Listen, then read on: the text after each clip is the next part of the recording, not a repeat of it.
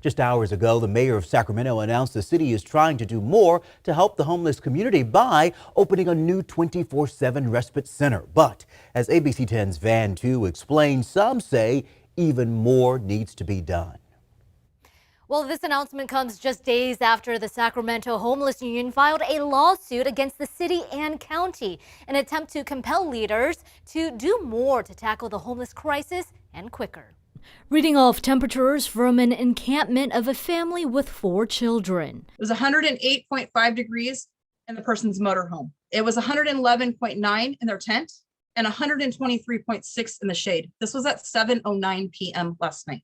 Crystal Sanchez, president of the Sacramento Homeless Union, says even with these high temperatures, there were no respite centers open. This is very dangerous. Sanchez is part of a lawsuit filed Friday against both the city and county of Sacramento. She says after 2 years of broken promises and several deaths of unhoused neighbors, court was the only option her group saw to compel local governments to open more buildings in extreme weather. One of the city's newer respite centers operates at the former Powerhouse Science Center on Auburn Boulevard. There's a place to recharge your phone or other devices, and it's just a way to cool off for a little bit for people who don't have any other way to get out of the heat. It's also set up to do the same thing during wintertime. But on Monday and Sunday, when Sanchez took those temperature readings, this respite center was closed. It's only open under very specific circumstances right now. It needs to be open every day, according to Mayor Darrell Steinberg, who announced Monday he'll introduce a resolution to expand services and hours to 24 hours a day, starting with a limited pilot program to serve 50 people.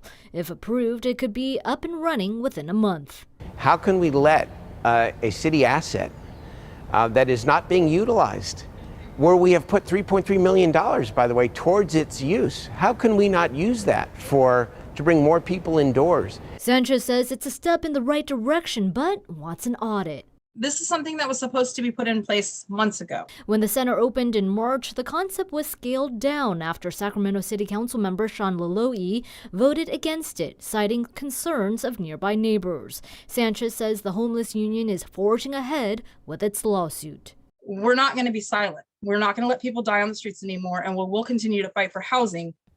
Sanchez says the Homeless Union wants to lower the temperature requirements to open these centers in sweeps and bring more services to the most impoverished neighborhoods. The city, meanwhile, is also moving ahead on a tiny home village in South Sacramento and a Park Safe program at the Roseville Road Light Rail Station. When it comes to this lawsuit, though, the mayor's office said the proposal is not a result of litigation. City and county officials also say they cannot comment on pending legal matters.